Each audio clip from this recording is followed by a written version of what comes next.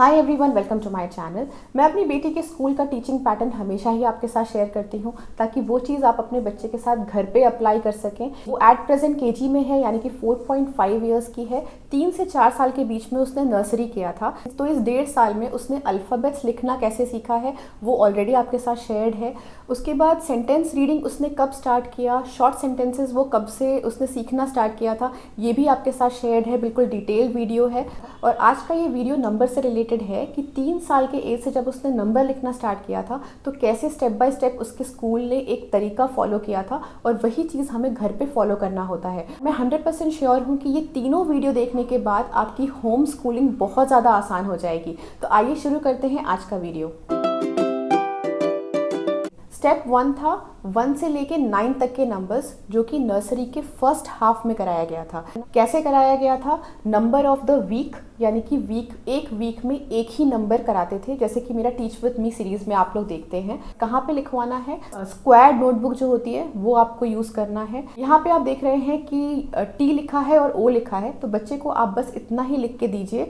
ये देखिए, इस तरह से टी ओ लिख के दीजिए और बच्चे को कुछ भी टेंस वंस बताने की ज़रूरत नहीं है। बस उन्हें इतना पता होना चाहिए कि जब भी वो 1 to 9 के नंबर्स लिखेंगे वो हमेशा ओ के नीचे लिखेंगे। टी का कॉलम हमेशा खाली रहेगा जब तक कि 10 नंबर तक आप नहीं पहुंच जाते हैं। ऐसे लिखवाने का मोटिव सिर्फ इतना है कि बच्चे जब 10 या 10 के बाद के नंबर्स पढ़ेंगे तो बच्चों को नंबर स्क्वायर में प्रॉब्लम नहीं होगी, कौन से स्क्वायर में लिखना है, उनको टी ओ की आदत रहेगी। जब बच्चे का नंबर ऑफ द वीक चल रहा हो तो उस नंबर से रिलेटेड 1-2 वर्कशीट आप बच्चे को दे सकते हैं उस हफ्ते में। वो वर्कशीट्स आपको मेरे टीच विद मी सीरीज़ में भी दिखने को मिलेंगी। ये एक सैम्पल वर्कशीट है। इस तरह से नंबर मैचिंग होता है, तो बॉडी पार्ट्स के साथ साथ नंबर भी बच्चे पढ़ रहे हैं और उसको मैच कर रहे हैं। तो इस तरह के बहुत से वर्कशीट्स मैंने ऑलरेडी अपलोड किया हुआ है। उसके बाद 1-2 आप एक्टिविटी दे सकते हैं, जिसको प्री राइटिंग स्किल्स बोलते हैं। और ये प्री राइटिंग स्किल्स की एक्टिविटी मैंने अल्फ़ाबेट वाले वीडियो में भी शेयर किया हुआ है।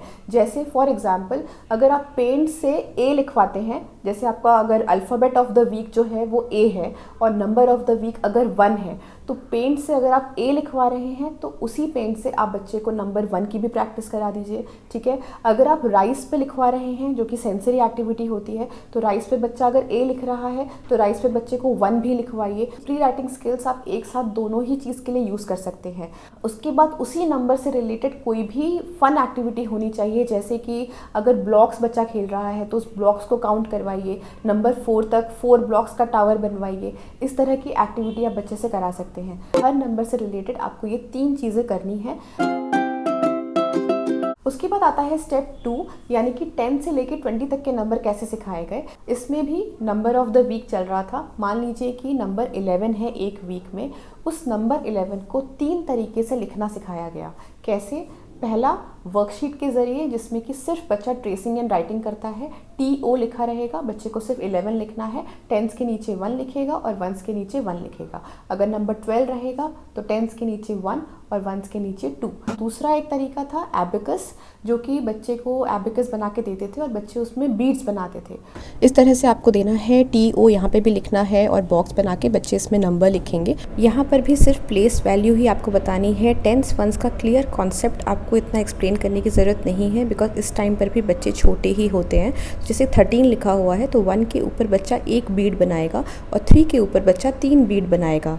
यहाँ पर सबसे ज़्यादा कन्फ्यूजन बच्चों को 20 और 2 में होता है, क्योंकि 20 में 0 कहाँ पे लिखना है, बीट्स कहाँ पे 0 बनेंगे, ये उसमें कन्फ्यूजन होता है। तो इसकी प्रैक्टिस आप घर पे करा सकते हैं।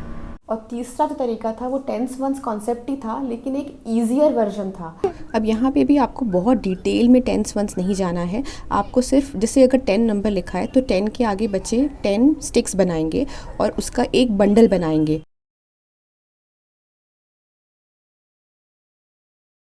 अब जैसे 12 में 12 स्टिक्स बनाएंगे और जो 10 स्टिक का एक बंडल कर देंगे तो 2 स्टिक बाहर रह जाएंगे।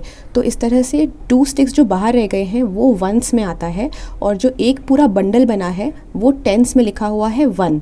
तो 1 to 12। तो इस तरह से बच्चे बहुत ज़्यादा समझेंगे नहीं। अगर 4 साल से छोटे हैं तो आप सिर्फ उन्हें स्टिक का जो बंडल है वो बनाना सिखाइए, बाकी बहुत डिटेल में जाने की ज़रूरत नहीं है। उसी तरह से जब बच्चा 20 करेगा तो 20 में 20 स्टिक्स बनाएगा, लेकिन बंडल फिर 10 का एक बंडल होगा और दूसरे 10 का एक और बंडल होगा। अब जैसे 23 है यहाँ पे, तो बच्चे 2 बंडल बनाएंगे 10-10 स्टिक का, और जो 3 है वो बाहर रहेगा बंडल से। Now 3 in ones is left. So how you will draw 3? Very good. तो ये कॉन्सेप्ट आप बच्चे को 3.5 से लेकर 4 साल तक के बीच में सिखा सकते हैं। बट 4 साल के एज में भी बच्चा टेंस और वंस में बहुत ज़्यादा कॉन्फिडेंट नहीं होता है, इसीलिए नेक्स्ट क्लास यानी कि केजी में टेंस और वंस का प्रॉपर रिविजन कराया जाता है। उसके बाद आता है स्टेप 3 जो कि केजी में स्टार्ट हुआ था। प्रॉपर टेंस वंस का कॉन्सेप्ट हाउस और स्टिक से सिखाया था, नहीं तो आप सिंपल सा ब्लॉक्स यूज़ कर सकते हैं। मैं कैसे सिखाती हूँ आप खुद देखिए। ये मैंने 2 हाउस बनाया है। एक ही बड़ा हाउस है जिसमें 9 रूम्स हैं, इसको मैंने वंस हाउस का नाम दिया है। 7, 8, 9. So this house has 9 rooms. Now उसके बाद ये दूसरा हाउस है जिसमें मैंने टेंस नाम दिया है और इसमें एक ही रूम है। उसके बाद आप सिंगल ब्लॉक लीजिए और वंस हाउस को डोर नॉक करेगा वो, और वंस हाउस बोलेगा कि मेरे पास तो 9 रूम्स हैं तो तुम एक रूम ले सकते हो, तो एक रूम एक ब्लॉक को मिल जाएगा। इस तरह से 1 से लेके 9 तक के ब्लॉक्स आते जाएंगे और वो वंस हाउस में ही रहेंगे। So now how many persons are there in this house? 6. So whenever we want to write 6, we will write in ones house. यहाँ पे हमारा ये वंस का कॉन्सेप्ट क्लियर हुआ कि क्यों 1 to 9 के नंबर्स वंस हाउस में ही रहते हैं।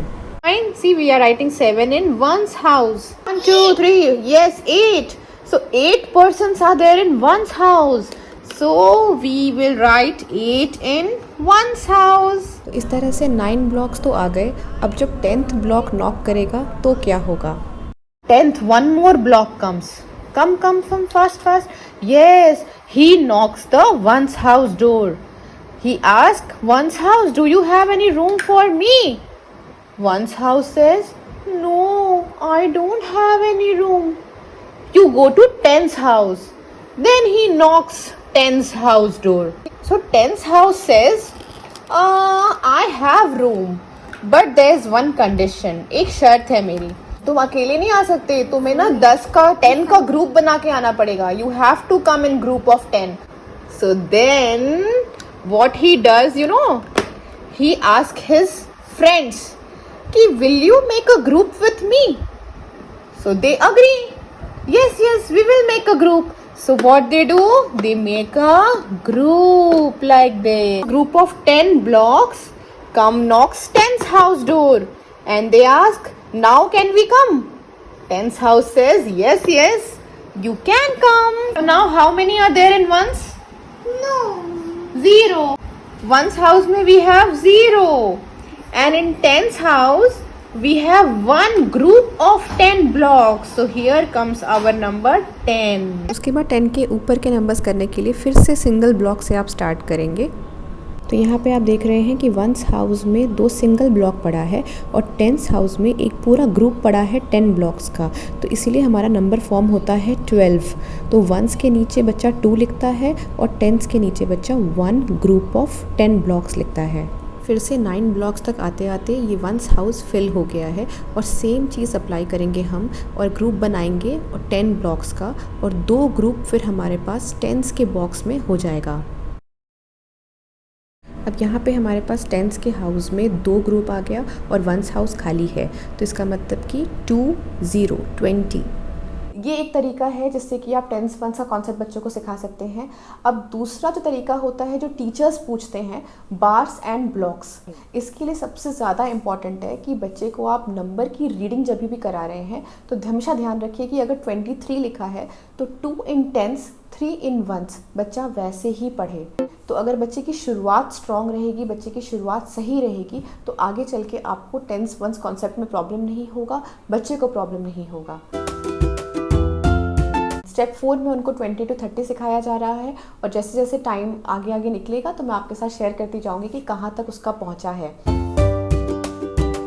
मैथ्स में नंबर के अलावा प्री मैथ कॉन्सेप्ट भी साइमल्टेनियसली सिखाए गए थे। प्री मैथ कॉन्सेप्ट जैसे कि शेप्स हो गया, तो अगर 3 नंबर सिखाया जा रहा था तो शेप में ट्राइंगल सिखाया गया था। तो इस तरह से प्री मैथ कॉन्सेप्ट भी साइमल्टेनियसली चल रहा था। बिग क्या होता है, स्मॉल क्या होता है, इस तरह के जो बेसिक ऑपोजिट्स होते हैं वो भी नर्सरी में ही सिखाया गया था और उस पर भी मैंने टीच विथ मी सीरीज़ में वीडियो डाला हुआ है।